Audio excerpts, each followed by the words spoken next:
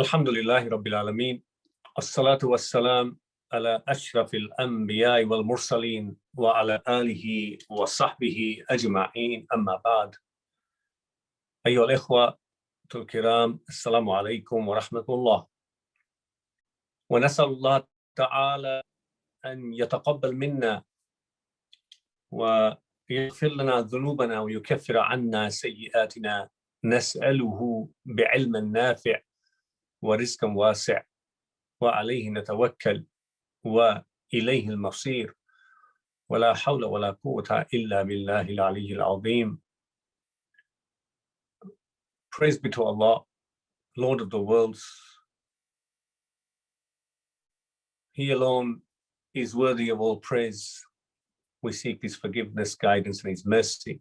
We send peace and blessings on His final messenger, Muhammad sallallahu alaihi wasallam. Brothers and sisters, after saying salams to you, we ask Allah always to accept from us our deeds, to forgive us and be merciful upon us. We ask Him for useful knowledge and understanding, wide sustenance. On Him we are utterly dependent, and to Him is our return and goal. There is no power and might except that of Allah. Glory be to Him, and He has no partners. Welcome back after, I think we've had a week's break, seems longer, but anyway, remind you that we are on Hadith Al-Rabi Ashar, the 14th Hadith of Nawawi's Arba'een, in which he said, عن عبد الله بن مسعود رضي الله عنه قال قال رسول الله صلى الله عليه وسلم لا يحل دم امرئ مسلم إلا بإحدى ثلاث الثيب الزاني والنفس بالنفس والتارك لدينه المفارق للجماعة رواه البخاري ومسلم. That Abdullah ibn Mas'ud said that the Messenger of Allah sallallahu alaihi wasallam said, it is not legal, lawful to spill the blood of a Muslim except in three situations: the married person committing adultery, life for a life, and the one who leaves the deen, separating from the jama'ah, from the community. That's what we've been deliberating on over the last few weeks.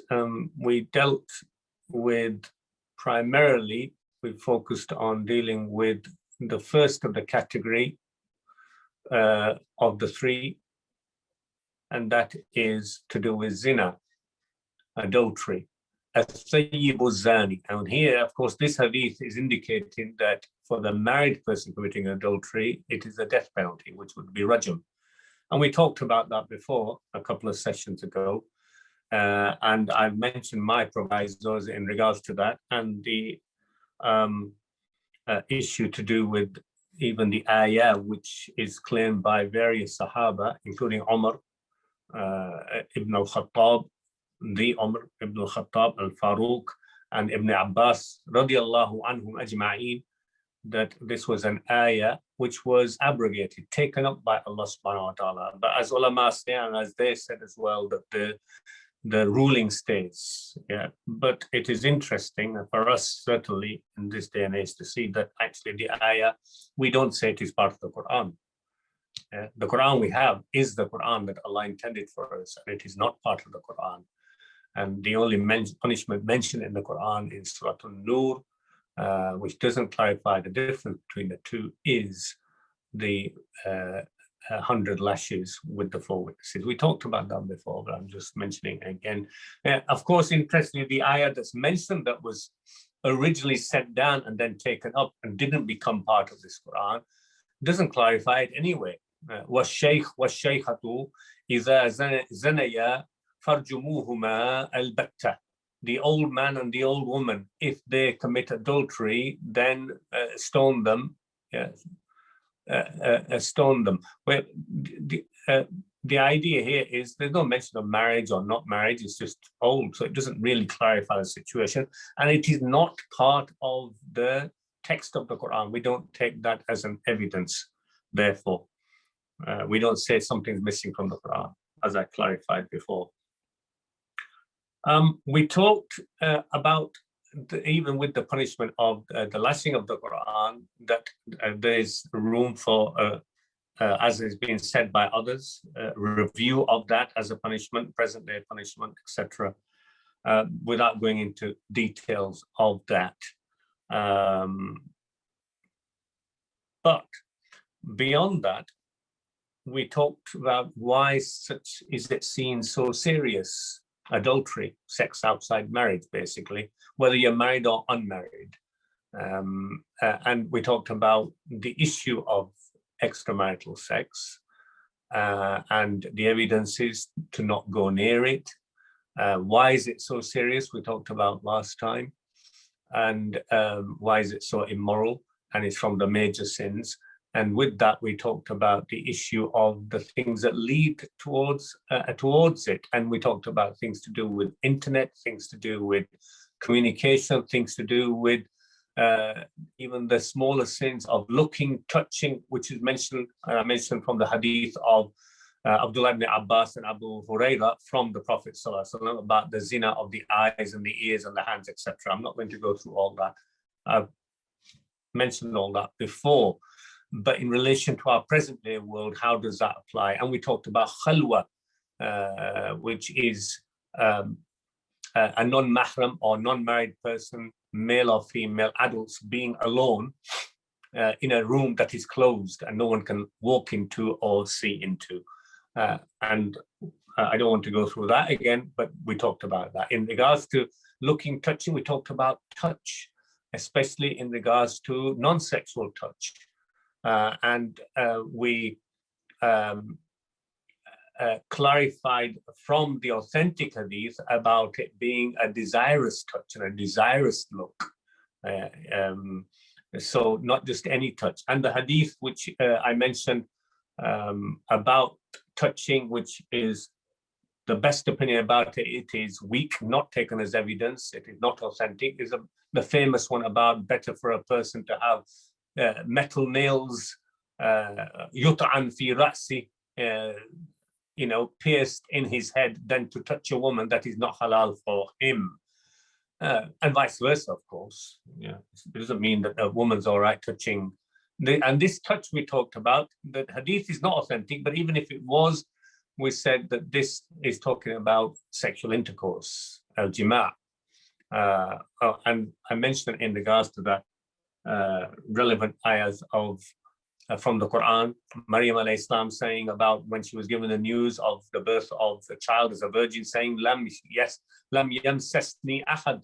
How can I have a child when no man has touched me? Obviously, it doesn't mean this kind of touch. So, and we talked about handshaking, etc., greetings. All this was last time. While we're talking about touch, at the end, the sister asked me a question, and I didn't have time to go into it last time, but we should, while we're on the issue of touch, mention this. And that is the issue of wudu.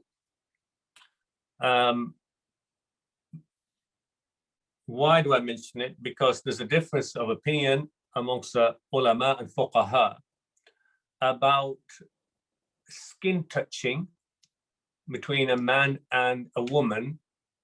Yeah, just skin touching. Not talking about the sexual intercourse now. Whether it breaks the wudu or doesn't break the wudu. So this issue is linked with a couple of ayat of the Quran. For example, Allah subhanahu wa ta'ala says in Surah An-Nisa, ayah number 43, and this ayah mentioned before as well in one of the lessons. Allah subhanahu wa ta'ala says, يا أيها الذين آمنوا لا تقربوا الصلاة وأنتم سكارى حتى تعلموا ما تقولون. O you who believe, do not come near Salah while you are in a state of drunkenness, inebriated, until you know that which you are aware of what you are saying, basically.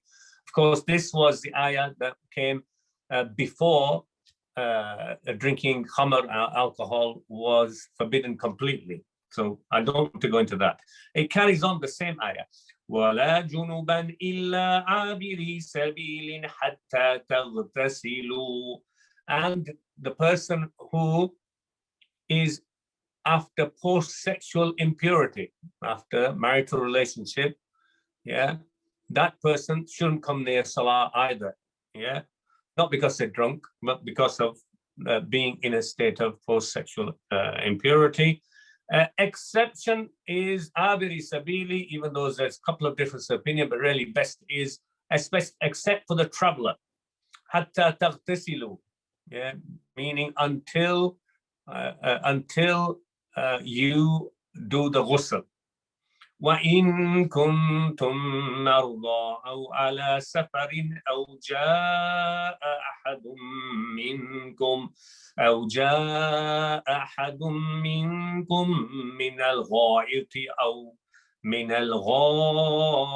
أو لامستم النساء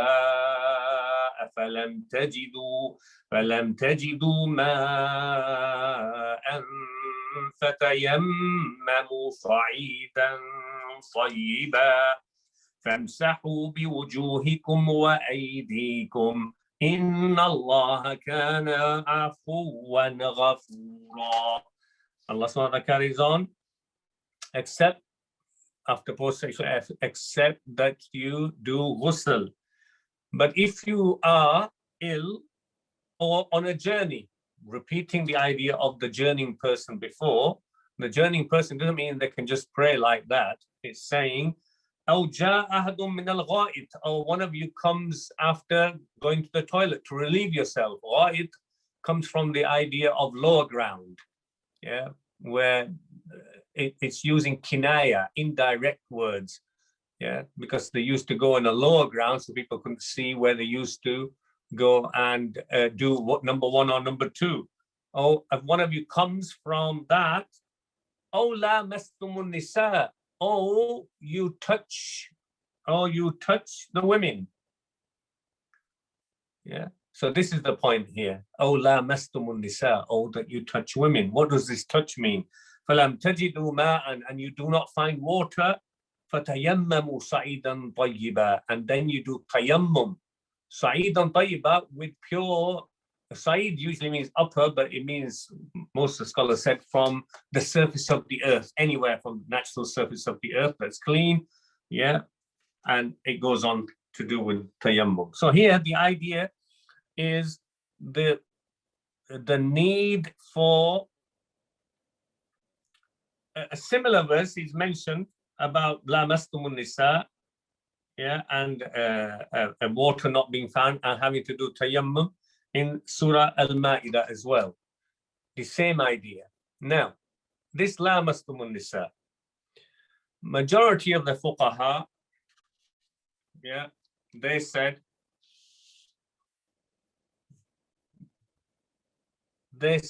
that this lams, this touching, is to do with sexual intercourse. Similar to the idea that I mentioned again. Lams and mas, same idea. Yeah. Actually, best fuqaha divided the touching of a woman, whether it breaks the wudu or not, and they divided it into three kinds of women. Yeah. Touching a mahram woman, yeah, these are people you cannot marry, and they excluded the wife from that because she's not mahram, she's your wife. So all of them agree that touching, that skin-to-skin touching, not sexual in nature, because we're talking about sisters, mothers, daughters, that kind of skin-to-skin touching does not break the wudu. Yeah. So for them, they're all agreed. The wife and the ajnabiyya, which is the non-mahram woman, the strange woman, who is neither the wife and neither blood related, as it were, they are included in the same category. So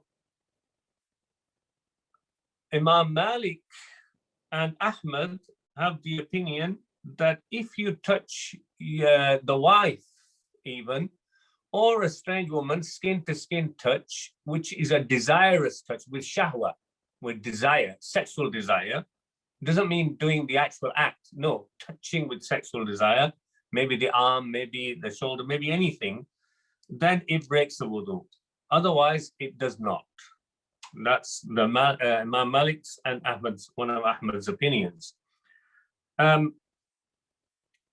Shafi'iyya, Imam Shafi and the Shafi'iyya, they are famous for this, that any kind of skin to skin touching without a cloth or something in between, whether it's desirous or not, yeah, that would include shaking hands, with the wife even, yeah, with the wife even, or any strange woman, as long as they are not mahram, breaks the wudu and you have to make wudu. And they took this from this and the other ayah. The majority of the fuqaha and madahib and the scholars said no. Yeah, as I said, Malik and Ahmad had the opinion only if it's desirous with these people. But majority said no, it doesn't break the wudu. Lams here means al-jima'. Yeah. Hanafiya, Abu Hanifa and the Hanafiya, I believe, have the best opinion in this regard. And their opinion is whether it's desirous touch of the skin of a strange woman, yeah, which is wrong, it's still sinful, or it's a desirous touch of the wife, which is allowed, which is not sinful, absolutely fine, that does not break the wudu. Yeah, whether it's desirous or non-desirous. Yeah, that's the best opinion in this regard. Why did Imam Shafi'i and the Shafi'i go down the road of that? Some of the reasons, I can't go into the whole thing. Imam Shafi'i said lams and mas are words which are mushtarak. They have more than one meaning. Yeah, there are words which have more than one meaning. So we have to include all of the meanings and the widest of the meanings. So touch can mean the actual touching, that's the minimum, and it can mean, of course, al-jima'a, sexual intercourse. But to be safe and sure, we don't know which one it is, so we'll take the widest meaning, which is just a touch. Yeah, but that approach is weak, because Allah subhanahu wa ta'ala, even when he uses a word which has more than one meaning, Allah subhanahu wa ta'ala is revealing the hukam, the legal ruling, to his slaves.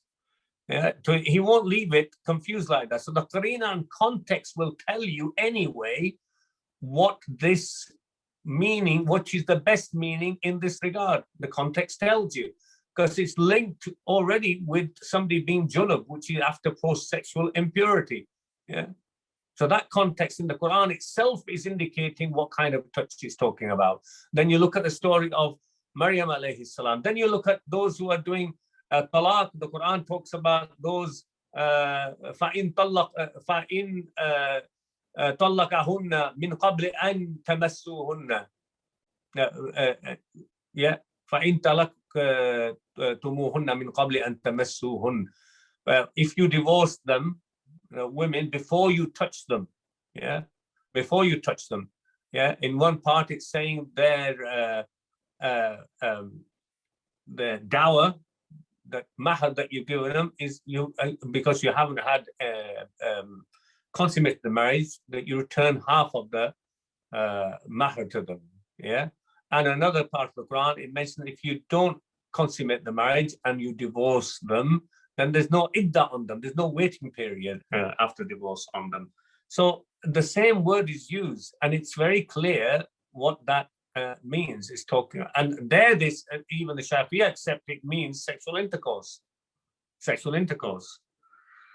Also, we have, why is Abu Hanifa and the Hanafi opinion the best opinion? Because we have other evidences from a hadith which are authentic. In one hadith, al-Mu'min Aisha radiallahu anha, she says that the Prophet ﷺ kissed some of his wives, قَبَّلَ بَعْضَ نِسَائِهِ, and then she said, ثُمَّ خَرَجَ إِلَى الصَّلَاةِ وَلَمْ يَتَوَضَّأ, as though she's clarifying, even at her time, people who had a different opinion. Al-Mu'mineen, she's saying, he kissed some of his wife, then he immediately left to go and do his salah, and he did not make wudu.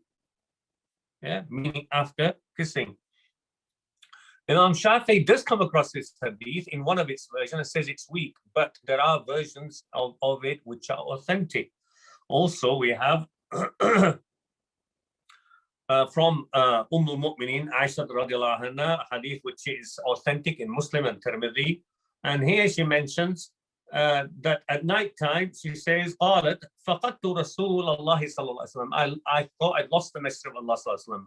Well, he was missing basically. She woke up from her sleep and he was with her, but she couldn't find him. ذات الليل, one night, من الفراش فالتمسته. So I started searching for him in the dark. She's looking for him. فوضعت يدي على بطن قدميه. So she said, I reached out, as it were, and I put my hands on his feet. وهو في المسجد, and he was in the masjid. How's that? She's in a bed. And remember, she lived in a very small compartment, which will be clarified further in another hadith. And so she's just reaching out, and the threshold from her apartment through a curtain straight into the masjid. So she can reach out and he'll be right next to the threshold of the apartment in the masjid. And so she could feel his feet. وَهُمَا مَنْصُوبَتَانِ, and they were like that, meaning when you go in sujood, your feet are like that. Yeah? Either when you're sitting or when you're in sujood. In salah, in the words. In one of the riwayah, in Muslim, it actually says, the riwayah says, and he was in sujood. Yeah, and she said, I heard him, so I touched his feet and I heard him, and she mentioned the dua the Prophet ﷺ was making in his sujood. So he was in salah. Yeah. So if touching his wife or a woman breaks his wudu, how did the Prophet ﷺ carry on praying? Which is what he did. She's saying clearly, al-Mu'minin, that I touched his feet. The third evidence, as if we need it anymore, is that in another hadith, and this is the smaller part of al-Mu'minin Aisha radiallahu anha, she says that she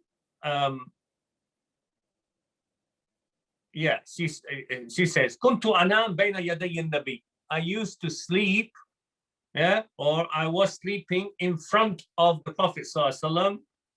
وَرِجْلَيْ فِي قِبْلَتِهِ, and his qibla was towards my legs, meaning she was lying down.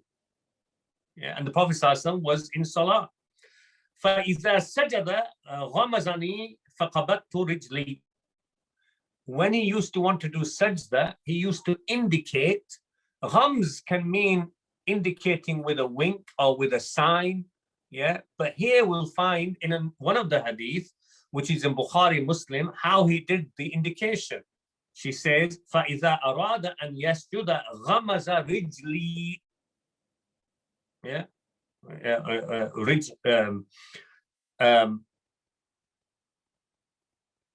And when he wanted to do the sajda, he used to, meaning ghamz means he used to tap on her leg or her legs or her feet.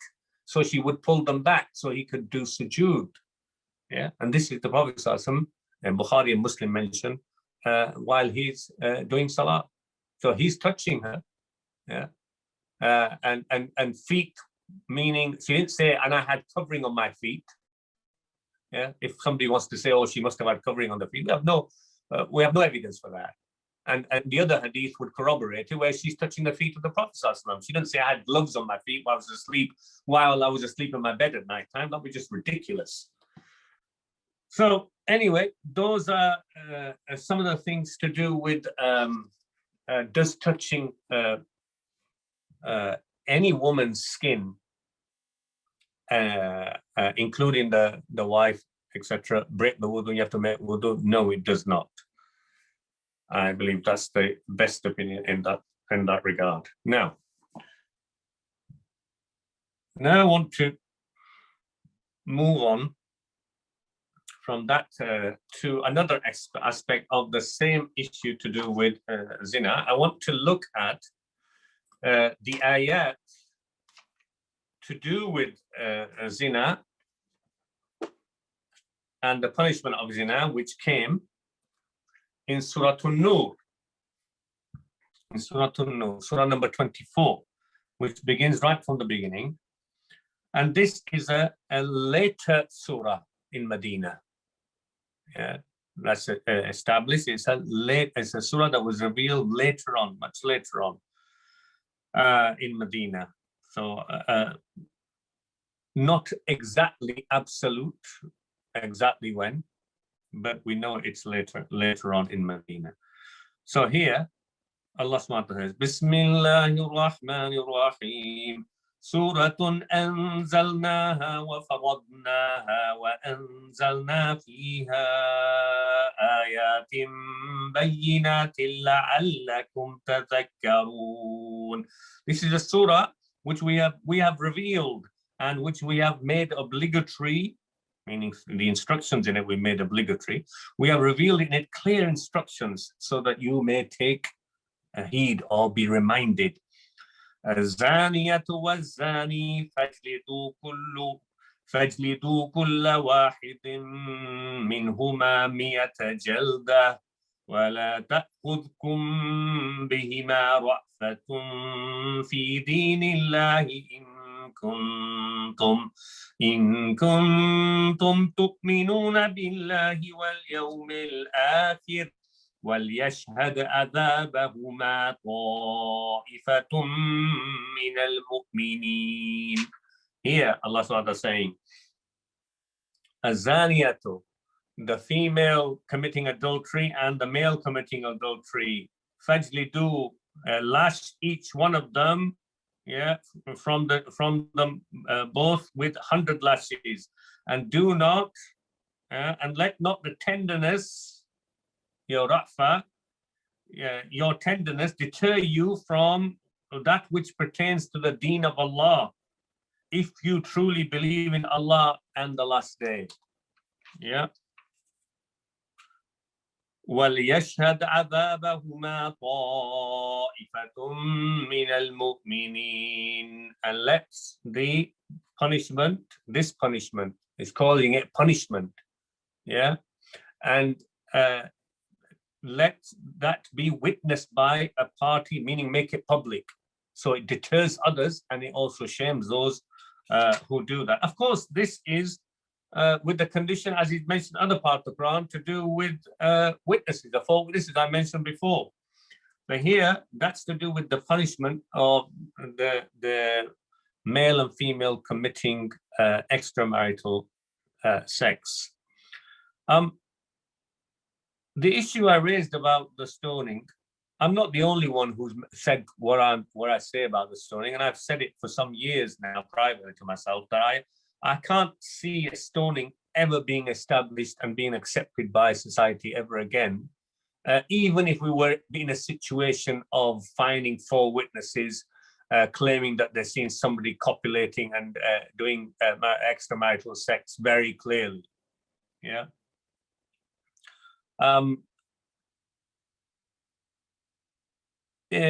Others have said similarly. In fact, Sheikh Qadawi, I was listening to him, said many years back on his famous program that he was in a seminar with Sheikh Muhammad Abu Zahra, who was an Egyptian, a big Egyptian scholar who died, I think, in the 70s, 1970s, some time ago now. And in one of these conferences, a couple of years before he died, so the conference must have been, I think, around early 70s, Sheikh Qadawi said he was there present, and Sheikh Abu Zahra was on the stage, and he said, I'm going to share with you, and it was a meeting of scholars, a seminar of scholars. And he said, I'm going to share with you something which I've kept quiet and hidden within me for the last 20 years. So he must have felt he's elderly and he's going to die, so he wants to express his opinion. He said, I believe in regards to the punishment of adultery, stoning, the stoning is abrogated. It was abrogated, I believe he said, at the Prophet's time, that this deen of mercy and the messenger of mercy was not sent with the Sharia of stoning somebody to death. I believe the punishment is there already in the Quran, and it's to do with 100 lashes. That's the punishment. And he said, despite the Hadith, he said, I believe that the Prophet ﷺ initially followed the Sharia of the Jews until Allah subhanahu wa ta'ala revealed, and the ayah that I've just mentioned, until Allah subhanahu wa ta'ala revealed Surah An-Nur and this ayah of the 100 lashes. And he said, I believe it was then abrogated. And Sheikh Qadawi, when I heard him, he said that, and I support this view of Abu Zahra. He said there was a big outcry amongst some of the scholars who were sitting there when he said these words. But Sheikh Qadawi said further, I support the view of Abu Zahra. I also believe similarly. So I thought I'd just mention that as something interesting. And now, of course, there are, as I mentioned once before as well, even the 100 lashes or the 80 lashes for the qadhf or slander of the muhsanat of an innocent woman, even that is up for some scholars and thinkers are requiring ulama grounded to sit and see whether there's a way of interpreting that to modern day punishment. If it comes to, Sheikh Ibn Uthaymeen, for example, said, well, this 4 witnesses is just never going to happen. Yes, people who are going to come and say, we've got 4 witnesses, they're always going to be caught out, because it means really absolutely 100% seeing the act taking place. And he said, how's that possible? Yeah. So it is almost indicating that it's impossible for this punishment, even with the 100, to ever be actually enacted and given out. Anyway, let us move on, because I want to look at the other ayat that come in this, which are linked as well. Allah subhanahu wa ta'ala says after that in ayah number 3, الزاني لا ينكح إلا زانية أو مشركة والزانية لا ينكحها إلا زان أو مشرك. The zani, the adultering person, or the fornicator, la yankihu, does not marry except another adultering woman, or a mushrik idolater woman. And the adulterous woman does not marry except an adultering male or a idolater. وَحُرِّمَ ذَلِكَ عَلَى الْمُؤْمِنِينَ. And this is haram, made haram, prohibited for the believers. I used to contemplate on this ayah for a long time, thinking, what does it actually mean that somebody who's committed adultery only can marry? That's what I used to initially think, can only marry somebody who's committed adultery. Yeah. So if somebody comes to you and says they've made the mistake of, and how common is that nowadays, brothers and sisters? Allah only knows, but I can tell you it's very common. If you want to go to universities and beyond what's actually going on in the Muslim community, I'm not talking about non-Muslim community. That goes without saying. Nobody blinks an eyelid. Nobody blinks an eyelid about it now in the non-Muslim community. But it's almost, as I mentioned in my previous sessions, being questioned even now by Muslim youth, and they find almost no problem with it. So what's the meaning of this? It doesn't mean that somebody who's committed adultery is not allowed to marry anybody except somebody who's committed adultery. That's not the meaning of it. Yeah. Or an idolater. They have to go and marry a Hindu or somebody like that. Yeah, and vice versa. Yeah, that's not the meaning. The meaning here is that somebody who is a zani or zaniya is somebody who sleeps around. So it's actually telling believers it is not right for you to marry somebody who's got a tendency, they are loose, male or female. They have a tendency to sleep around. Don't marry such people. They're not for you. they are fine to marry others who are okay with sleeping around. That's what Quran is saying. And mushriks, idolaters, because idolaters had no problem with sex outside marriage. That's why they'll be fine to marry each other. Yeah. But in other words, Allah is saying for believers, it is not right for you to marry somebody who is sleeping around. A zani, somebody who's committed adultery once or slept outside, had extramarital sex, and they do tawbah, male or female, they are no longer referred to as zani or zania. They become once again, yeah, bikr, yeah, or a muhsan, yeah, chaste in that sense. They become chaste again, yeah, after doing tawbah. So it's very important to understand when it's talking about sex outside marriage, what it's doing. It is haram, forbidden for the believers. What is forbidden? Zina is forbidden for the believers. Yeah, that's what the ayah is saying. While we're on that, the question comes as to somebody who's committed extramarital sex. Are they allowed to marry one another, or are they allowed to marry somebody else? Yeah. And that'll be a common question nowadays for Muslims. Of course, the idea is that they don't have to come and expose themselves on the first hand to come and ask a sheikh, yeah, sheikh, I've committed extramarital sex. What do I do? They don't have to just cover it. But are they legally allowed to marry one another after having slept with one another before marriage? That's the question. Because actually there's various opinions from the classical times. And it was some of the Sahaba, like Mu'minin Aisha and other Sahaba, had very strict opinion about it. Yeah, their opinion was that once two people have slept with one another outside of marriage, yeah, even if they got married, they are still committing adultery. They're not, in other words, they're not allowed to marry each other. But that's just one opinion. That's not the majority opinion, actually. So here we can divide the category of somebody having sex outside marriage into two categories. From a woman point of view, it is, for example, a woman who's done zina and she's not pregnant. Okay. And the same applies to the man. Of course, the pregnancy is not relevant for the man. And yeah.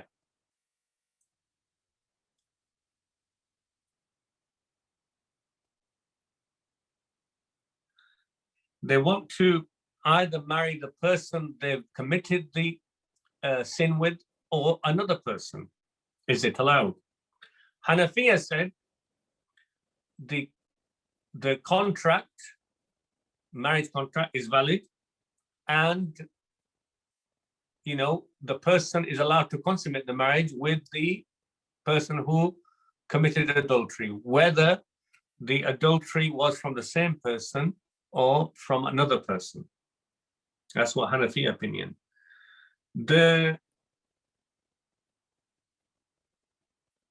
Some ulama said that it's allowed to do the contract of marriage, but the consummation of the marriage cannot take place. Consummation of marriage can't take place, especially if the woman is the one who's had sex outside marriage until she's had one period. Yeah, that's to clarify actually that she's not pregnant. Yeah, that's what they're saying. The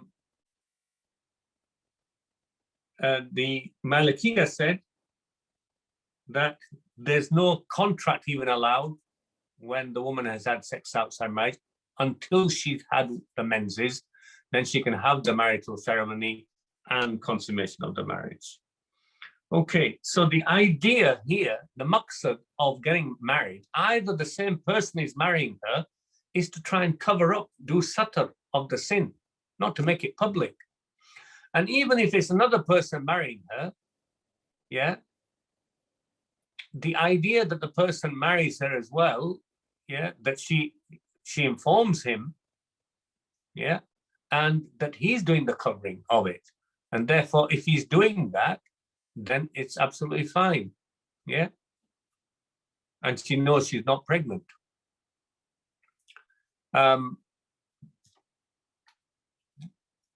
It changes a bit if the woman becomes pregnant from sex outside marriage. Hanafiya now said that even the marriage contract is still allowed, but not to consummate the marriage, yeah, until the child is born. Shafi'iyya, however, said it's fine to do both, because the idea is that the person who's marrying her, either it's the same person, so he knows that the child is his, and he's doing satar and covering, yeah, doing the covering. And if it's not from him, then the person who's marrying her again is doing the covering of the sin, satar, and al-waladu lil farash, that the child belongs to the bed, so it will be counted as though the child belongs covered by the man marrying her. And Malikiya again, like the previous time, and Hanabila said there's no marriage contract until she's given delivery of the child. My Sheikh's opinion is he believes that the best opinion in this regard is whether pregnant or not, that they're allowed to get married and to consummate the marriage. The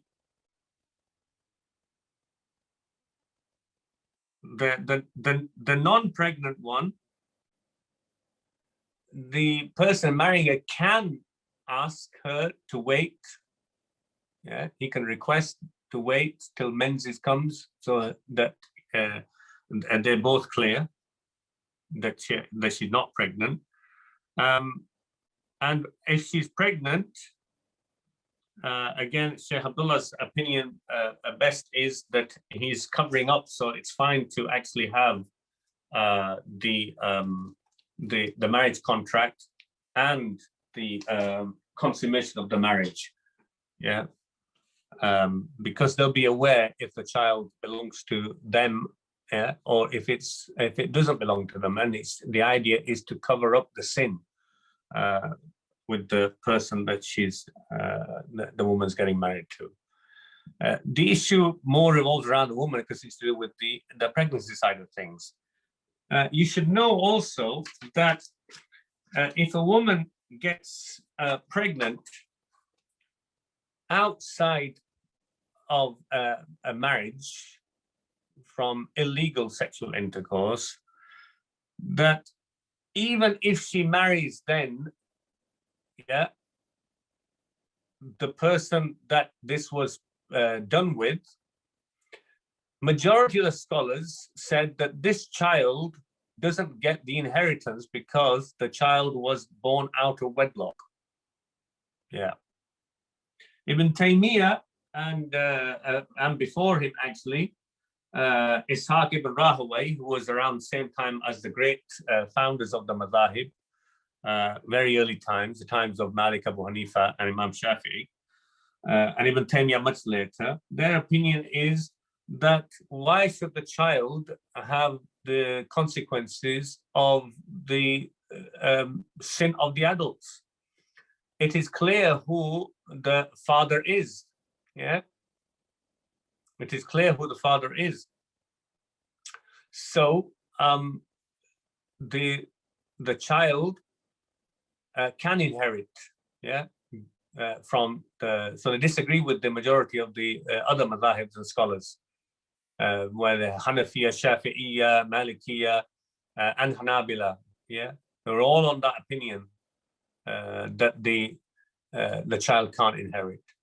So Ibn Taymiyyah and before him, Ishaq ibn Rahawayh said, and I believe that's the best opinion. That's also the opinion of my teacher, That's the just opinion, because Allah subhanahu wa ta'ala says, وَلَا تَزِرُ وَازِرَةٌ وِزْرَ أُخْرَى. No person will bear the burden and sin of another person. So why should the child suffer in this regard? And it can be also established in this kind of situation where when the woman is not married. If the woman's married and she's had extramarital sex outside the marriage, the idea, the Prophet ﷺ said, yeah, it may be hidden. Maybe the husband doesn't know. Even if the husband knows, he has a choice to divorce or stay with her. If he stays with her, the idea is to cover it. So al-waldu lil-farash, the child belongs to the bed, the marital bed. So the child just be counted as part of the children. Yeah, that's the idea. Because if it is brought out and made evident, or if the woman's not married, yeah, but there's ways of knowing who the father really is, then that is the father who the child will inherit from, and that's the child is tribute to that father. Those are some of the things. It may be a bit complicated, but they are linked with Zina as well, the rulings to do with that. So I thought that may be relevant and interesting for you. Let us carry on with the ayat of Surah An-Nur, which brings out some other issues as well. Here, next ayah, Allah subhanahu wa ta'ala mentions ayah number 4, وَالَّذِينَ يَرْمُونَ الْمُحْصَنَاتِ ثُمَّ لَمْ يَأْتُوا بِأَرْبَعَةِ شُهَدَاءَ فَاجْلِدُوهُمْ 80 جَلْدَةً فاجلدوهم 80 جلدة ولا تقبلوا لهم شهادة أبدا وأولئك هم الفاسقون. Now, those who accuse honorable women, they accuse them of sex outside marriage. That's what they accuse them. It's called qadhf or yarmun al-muhsanat. It's like they're throwing dirt at them. But do not produce 4 witnesses, then flog them with 80 lashes, and do not accept their testimony. Don't ever take them as witnesses. In other words, don't trust them after that ever, because they are transgressors. They are fasiqun, yeah, sinners. إِلَّا الَّذِينَ تَابُوا, except those who do tawbah after that. مِن بَعْدِ ذَلِكَ وَأَصْلَحُوا فَإِنَّ اللَّهَ غَفُورٌ رَحِيمٌ, and they make amends, yeah, change their behavior, for surely Allah is most forgiving, ever compassionate.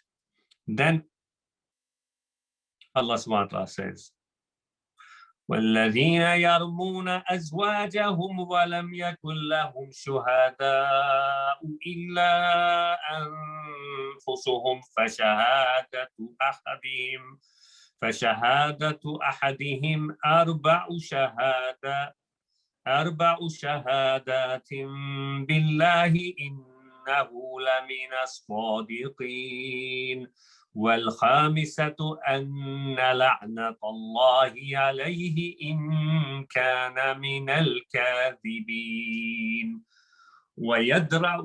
ويدرأ عنها العذاب أن تشهد 4 شهادات بالله إنه لمن الكاذبين والخامسة أن غضب الله عليها إن كان من الصادقين. These ayat are very important. These are the ayat of al-li'an. Al-li'an. Who's heard of al-li'an? I can't even see people's hands up, I suppose. I don't really. Oh, I've lost everybody.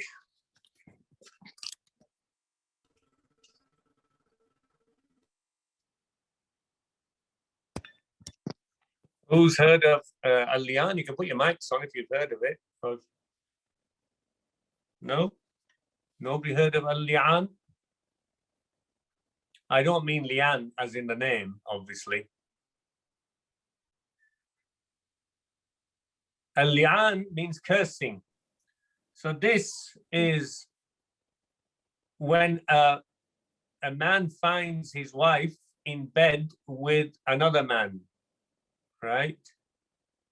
This is the situation. These ayat came in that. So I'll give you the translation of the ayat in a moment, because I want to link it with what actually happened at the time of the Prophet ﷺ, the sabab al-nuzul, the situation, revelation of these ayat. What was it? And this is reported in Bukhari from Ibn Abbas radiallahu anhuma قال النبي صلى الله عليه no, he said, Abdullah ibn Abbas said radiallahu anhuma أن هلال ibn أمية قذف عند رسول الله صلى الله عليه وسلم بشريك ابن السحمة فقال النبي صلى الله عليه وسلم البينة أو حد في ظهرك. So Hilal ibn Umayyah, he accused his wife of adultery, and that he caught her. Oh, subhanallah. Sorry about that. People keep stupidly sending messages. Not you lot, just other messages coming in. I should have put it off. Emails and things. Now, yeah, so Hilal ibn Umayyah found, he even names the Sahabi, Sharik ibn Sahma, in bed with his wife. So he came and accused her before the Prophet ﷺ of this. Prophet ﷺ said, bring 4 witnesses, otherwise you're going to get lashed 80 lashes. Faqal, Ya Rasulullah. So Hilal, what does he say? He said, O Messenger of Allah, إذا رأى أحدنا على امرأته رجلا ينطلق يلتمس البينة. Subhanallah. He says, if one of us finds a man upon our wife in bed, should he now leave and go out and look for 4 witnesses? Is that what you're saying? Yeah. So look how he's saying it. For the Prophet ﷺ still said, al-bayyina, 4 witnesses, or had fi dhahrik. Yeah. Wa illa had fi dhahrik. Faqal. Yeah. So he didn't give up, Hilal. He said, وَالَّذِي بَعْثَكَ بِالْحَقِّ إِنِّي لَصَادِقٌ. Yeah, by him who has sent you with the truth, for surely I am telling the truth. وَلَيُنْزِلَنَّ اللَّهُ مَا يُبْرِئُ ظَهْرِي مِنَ الْحَدِّ. And surely Allah will send down some revelation which will save my back from the lashes. فَنَزَلَ جِبْرِيلَ عَلَيْهِ السَّلَامُ. So Jibreel came down. وَأَنزَلَ عَلَيْهِ قَوْلُهُ تَعَالَى. And he brought down these ayat of Allah, from Allah subhanahu wa ta'ala, of Surah An-Nur. So you can see these ayat came separately from the rest of the Surah on this occasion. What do they say? As for those who accuse their wives of unchastity and have no witnesses except themselves, the testimony of such a one is that he testifies, swearing by Allah 4 times. I swear by Allah 4 times that I'm telling the truth. Yeah. In this accusation, in other words. And the 5th time he must say that the curse of Allah be upon him, meaning on me. Yeah. If I am lying. That's why it's called li'an, because of this 5th time he said, and may the curse or la'na, وَلَعْنَةَ اللَّهِ أَنَّ لَعْنَةَ اللَّهِ عَلَيْهِ إِنْ كَانَ مِنَ الْكَاذِبِينَ. And the punishment is averted from the wife, وَيَدْرَأُ عَنْهَا الْعَذَابَ. The punishment is averted from the wife, and tashhada, if she declares 4 times, arba'a shahadatin billah. 4 times she swears, testifies, swearing by Allah that the man, her husband, is lying. Innahu lamin al-kadhibin. Wal khamisata, and the 5th time she says, anna ghadab Allahi alayha in kana min as-sadiqin, and may the anger and wrath of Allah be upon her if he is telling the truth. In other words, if she's lying. So this is what came as a remedy for this kind of situation. Yeah, this kind of situation. The hadith carries on after the revelation came. فَانْصَرَفَ النَّبِي إِلَيْهَا. So after this accusation, the Prophet ﷺ, obviously they're both called, turned to the wife and said, yeah, فَجَاءَ هِلَالْ فَشَهِدَ. Yeah, well, anyway, he turned to her, she was called for. So Hilal came and he did this witnessing.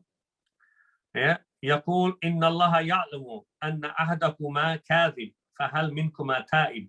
So before the woman spoke, the Prophet ﷺ said, surely Allah knows that one of you is a liar. Yeah. Is there anybody from you two who is willing to do tawbah? Yeah. Then she did the shahada. فَشَهِدَت. She did the 4 shahadas saying, yeah, that she swears by Allah that her husband is a liar.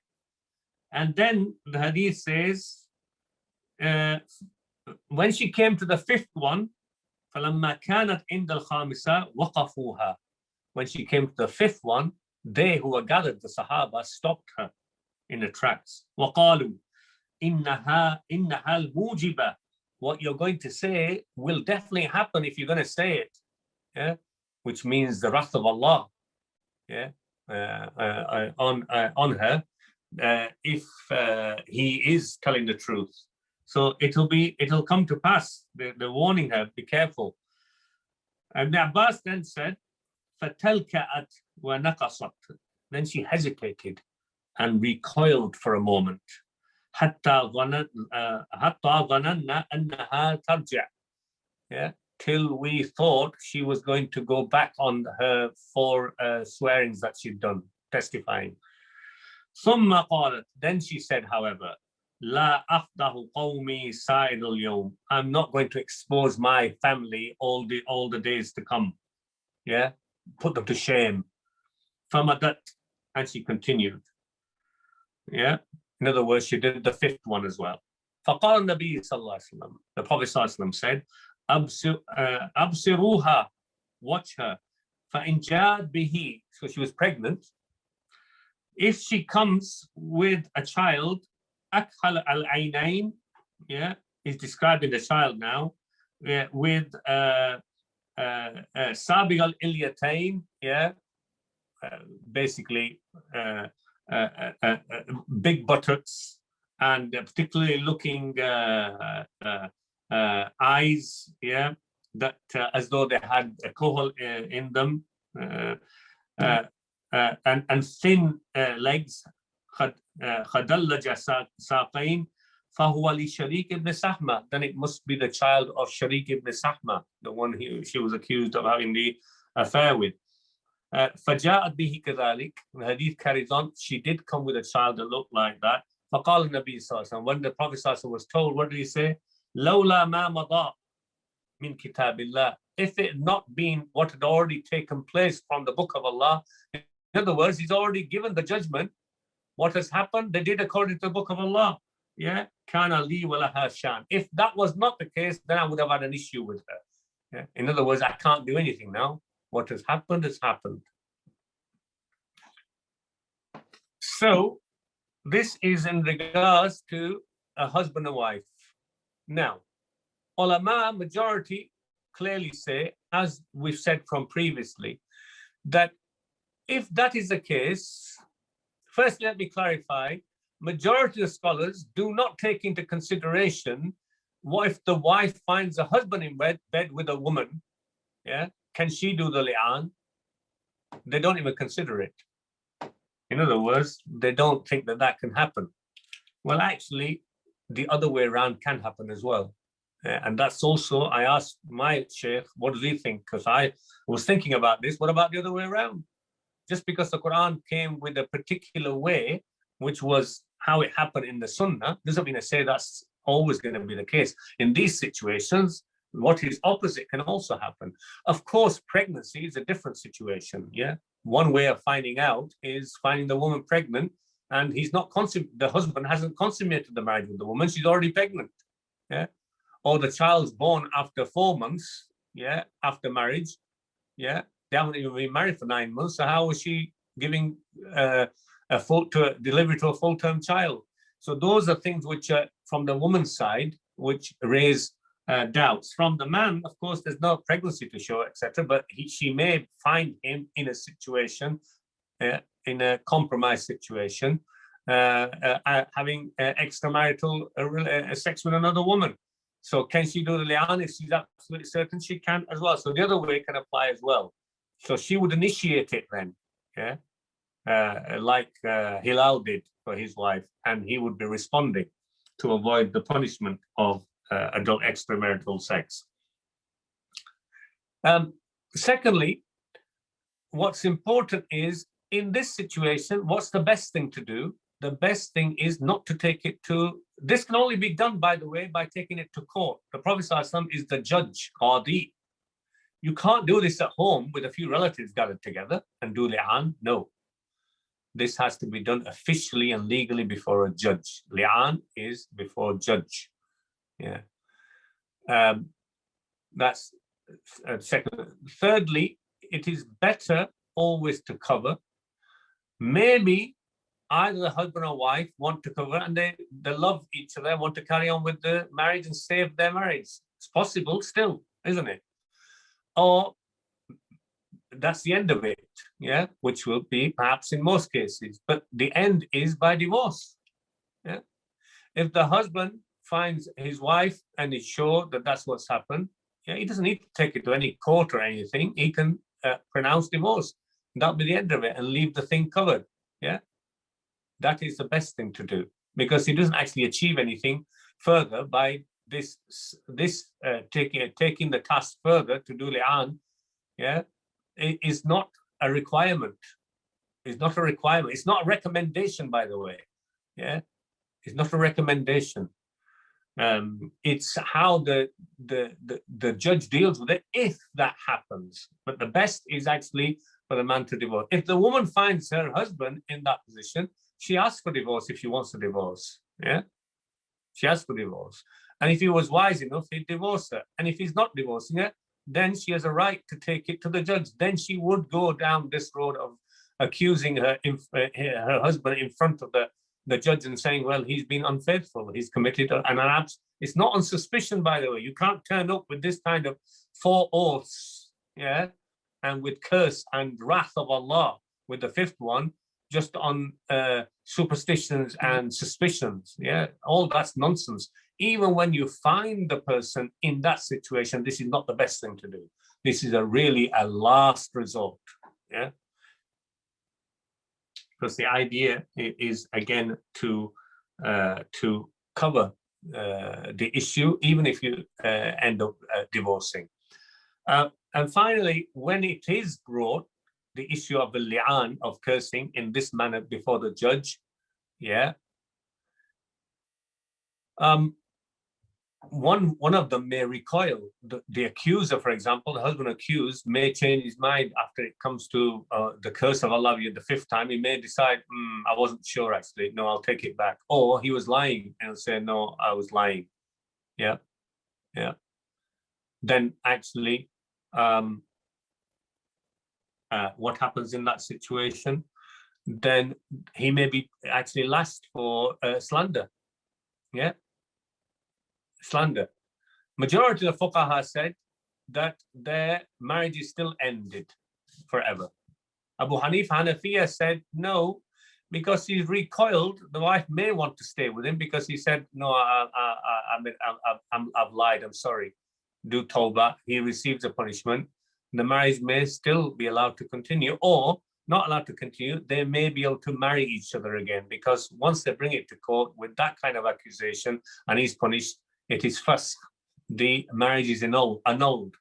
The difference is if he doesn't recoil and he sticks to his story and she returns back with those things, yeah, saying that he's a liar, I never did that, yeah, the marriage becomes annulled permanently. They can never get married again. It becomes annulled permanently from the instance in that court when this took place, immediately, with immediate effect. They are no longer husband and wife. That's the consequences of li'an. It is talaq, which is permanent talaq. They can never get back together again, that man and woman. So it has very serious consequences. That's the issue in these ayat in surah to do with zina. Yeah, this is not to do with 4 witnesses. This is to do with husband and wife finding each other. But that's not the road to go down. Yeah, that happened. That's not the recommended road. That's why ulama majority said the best way and the best road to go down is to not take it forward to the cause, but to end the marriage or resolve. Yeah, this must have happened to many marriages, over the centuries, and people may have tried to save their marriages and managed to save their marriages. I know of marriages that it's happened to, and they saved their marriages, and then they were still, managed to forgive each other, or one person forgave the other, and the marriage carried on for years after, and happily. Yeah, it may not happen. So this is a choice that the husband and wife have to make, being very careful, not pronouncing anything unless they're absolutely certain. And in this regard, you can see as well, mistakes can be made. Somebody may be lying in bed with each other, but they may not have done the sexual intercourse. And you're going to take all those oaths, yeah? And the curse of Allah, the curse of Allah is going to fall. Clearly, from the hadith, it seems that the woman was lying. Is there tawbah for her? Or do we say, no, that's it? No, of course, clearly there must be tawbah. Yeah? There must be still tawbah. Allah is merciful, most. We're not encouraging lying, but the point here, in the end, even when she said, may the wrath of Allah be upon her, does she have room to do tawbah after that? She does. You have room to do tawbah after doing the actual sin of zina. Yeah? Even if you take oaths which are lying oaths afterwards, we don't encourage oaths of lying. But if it happens, as it happened in this case, we still say, then the matter is left between the slave and Allah subhanahu wa ta'ala, who is forgiving, most merciful, and tawbah is always open. La taqnatu min rahmatillah, as Allah subhanahu wa ta'ala says to his ibad. I think that's all I have in regards to this issue of adultery, al-thayyibu zani, the married person committing adultery. Of course, this brings hadith itself in Bukhari Muslim and other hadith bring out the idea, the Prophet from Prophet statement that the punishment for the married person committing adultery is their life to be taken. But nevertheless, what Abu Zahra said in the 70s, and what Sheikh Qadawi said as well, there's still room for that, because that may well be the case at a particular period in time, in the life of the Prophet ﷺ, and later become abrogated, with the ayat of Surah An-Nur, and the abrogated ayahs being taken up. That can still be. And also the Quran mentions what Sheikh Abu Zahra said. The Quran mentioned the punishment for adultery for a slave man or woman is half that of a free person. Now, slavery is not relevant now, but one of his arguments is, how can you, the only way to practice half of the punishment for a slave woman or slave man can be if it's lashes, because you can't do half a stoning. Stoning leads to death. You can't give half a death. So he's saying that ayah itself supports what he says, that if Allah's saying that that it's the half of punishment for a slave, that would mean 50 lashes, not 100 lashes. That can only be applicable, halving it, if lashing is the punishment for any kind of extramarital sex, whether in marriage or outside marriage, whether it's tayyib or bikr. Tayyib, we will carry on next time, I hope, inshallah, to cover more to do with pedaling back a little bit to the dignity of all human beings, of life. Yeah, because these three came as an exception. Yeah, so I want to look at that verses and a hadith to do with the dignity and karama of human beings. Yeah, all human beings, children of Adam and Eve, and then link that with how that is one of the evidences some people used to say that organ donation is haram, and some of the other evidences that people mistakenly use. Yeah. So next time it'll be about organ donation linking with human dignity. Is it allowed? Blood donation, organ donation, after death, organ donation, live organ donation, or is it not? And what is the evidence for it being allowed or not allowed? That's next time, inshallah. Any questions on what we've covered today?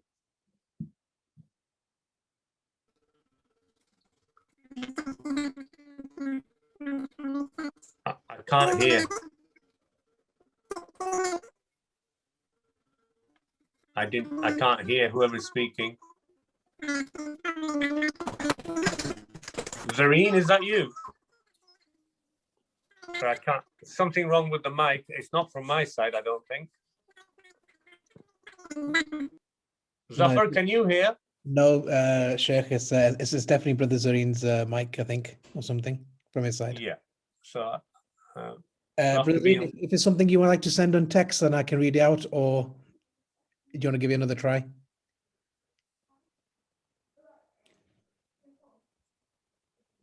Anybody else? Have people written any questions? Zafar? No questions. Yeah, sure. Fine. Sorry, this one just come through. Just 1 second, Sheikh. What is that? What was that?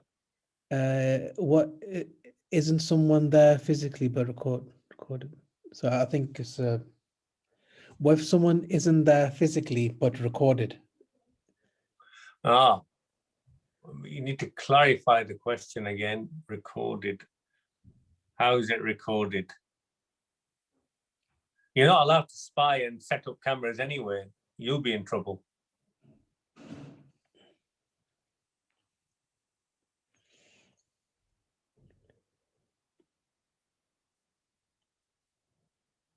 Yeah. You're not even allowed to turn up suddenly after you've been away to your own home, in the family home, suddenly in the middle of the night, right? Unexpected. Sorry, the question is, what if the act of zina was recorded, but later viewed by a husband, or if it's out or something? I presume that's what it means. I mean, the question will be who recorded it? Maybe the couple. Why they recorded it? Okay. And if it's recorded, it's not the same as 4 witnesses being present. So it's saying they're recorded by themselves and maybe leaked or something, and then viewed by people. Again, the situation when they talk about, ulama talk about 4 witnesses, yeah, the 4 witnesses, they mean actually physically present. Okay. For it to be, it's not saying that there won't be any punishment in a court for it, but it won't be the had punishment. The had punishment has to be 4 eyewitnesses, not through cameras. That's all right. I saw that. He's just wanted clarity. Okay. There's another question. A Muslim man is able to marry a non-Muslim woman. Who committed zina, as zina widely practiced and not seen as wrong, and does not do tawbah. A Muslim man marrying a non-Muslim woman doing zina. Who commits zina, as zina is widely practiced, and I think is the meaning. Who said he's allowed to marry her? Even the allowance in the Quran given to marry women of Ahlul Kitab said chaste women, not those doing zina.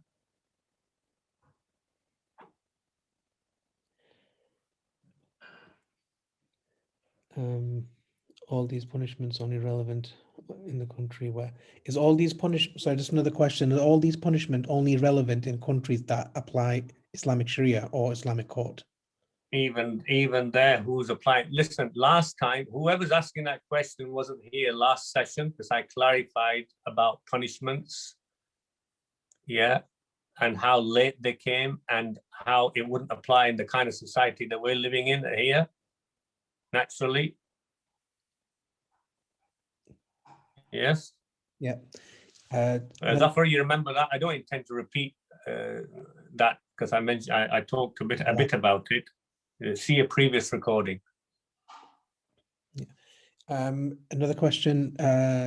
My question was in relation to number of verses in the Quran that were abrogated, and who has the authority to abrogated verses in the Quran. Now, as many people interpret these verses directly. This brother and sister wasn't there when we did a whole session 2 sessions ago on abrogation in great detail for an hour and a bit. You need to refer back to that. I don't intend to repeat all that again.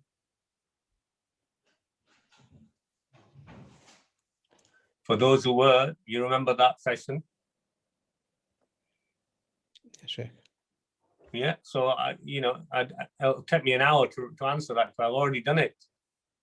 So I'm afraid it's recorded, but whether the recording's available to you or not, you need to listen to it. That'll answer your question, what you're asking, in a lot of detail. And it'll make you realize not just willy-nilly. Another brother's asked for the copy of the recording. Inshallah, we are working on it, and we will have some news inshallah in the next couple of weeks. We're just waiting for the next couple of members of the group to come back, inshallah, and we'll work on the recordings to be released to the members of the group. Yeah, inshallah. I think people should leave their contacts, or if they're already part of chapter 25, then they'll probably more easily be able to access it or not. Zafar, that's for you to announce when it's ready for them to see, to access these previous. I think it's useful. I think it's important questions people are asking, and there'll always be new people joining us. But when they ask a question I've already answered in great detail previously, it won't do it justice if I now try and answer it in 5 minutes, because you just won't get the right concept and ideas. And that's why I spent time on nasakh and abrogation and some of the other issues. Absolutely. Anything else?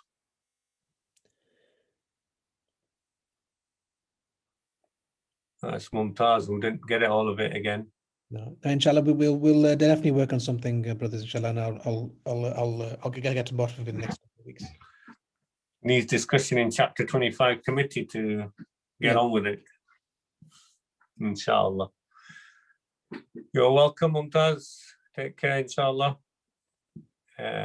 All right.